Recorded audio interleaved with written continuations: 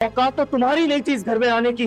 जब उसको कोई एतराज नहीं तो आपको क्या है? क्या बकवास कर रही हो तुम ये? ना तुम्हारा किरदार ना तुम्हारा रवैया। मैं कुछ भी पहन लूं ना, पसंद मैंने उनको फिर भी नहीं आना। अगर मैं उसकी दुश्मन होती ना तो मैं उसके साथ बहुत बुरा कर सकती। कसूर ये है कि तुम समझती हो कि सब असूल से चलते आए हैं। सब कानून वही बंदा होता है जिसके पास पावर होती है। ब्लड प्रेशर तो उनका पहले भी बहुत हाई रहता था। इतनी बदनुमा हो चुकी है तुम्हारी हरकतों की वजह से कि देखने का दिल भी नहीं करता। घर में बैठे बैठे बोरियत होती, मैं बाहर निकलना चाहती हूँ, अपने रिश्तेदारों से मिलना चाहती हूँ। ड्रामा सीरियल नकाब के आने वाले एपिसोड में आप लोग देखेंगे दोस्तों, इस ड्रामे की कहानी कुछ इस तरह चल रही है कि यहाँ पर ज़ारा जो कुछ कर रही है वो सब कुछ उसी का खेल उसके ऊपर ही भारी पड़ने वाला है, क्योंकि वो अहद को दूर करना चाहती है ईमान से, जैसे अहद और ईमान की बिल्कुल भी ना बन पाए, और उन दोनों के बीच वो नफरत लाना चाहती है। लेकिन ज़ारा को ये मालूम नहीं कि ऐसा करते करते उसका अपना घर बर्बाद हो सकता है, क्योंकि जब ज़ारा की ये हरकतें तैमूर को पता चलेंगी कि ईमान को यहाँ पर होने से ज़ारा को ज़रा भी खुशी नहीं, और वो ईमान को इस घर से निकालने की साजिश बना रही है। तैमूर की तो वैसे ही ज़ारा के साथ बिल्कुल भी नहीं बन पाती,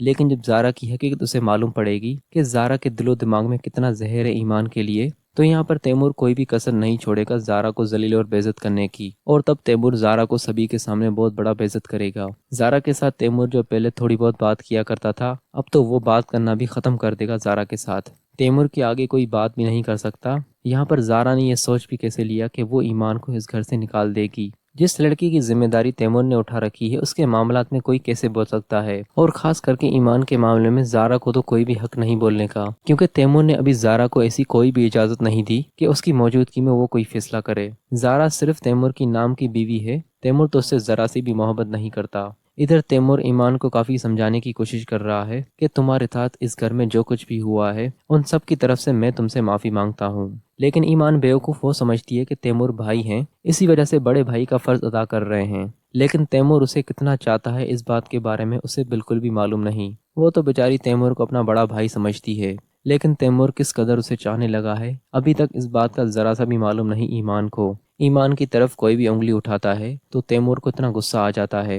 ईमान तब भी उसका यह रवैया नहीं देख पाती, लेकिन ज़ारा बखूबी जान चुकी है तैमूर के अंदाज को, इसी वजह से वो तैमूर के सामने अपना कोई भी प्लान जाहिर नहीं होने देती। लेकिन ज़ारा यहाँ पर बहुत बड़ी गलती कर रही है। तैमूर काफ़ी पॉजिटिव है ईमान के मामलात में, और जब उसे ये पता चलेगा कि ज़ारा नहीं चाहती कि ईमान इस घर में अब ज़्यादा दिन रहे, तो यहाँ पर तैमूर बहुत बड़ा फैसला करेगा अपनी ज़िंदगी का, और वो फैसला ये होगा कि वो ज़ारा को तलाक देकर उससे जान छुड़ा लेगा अपनी।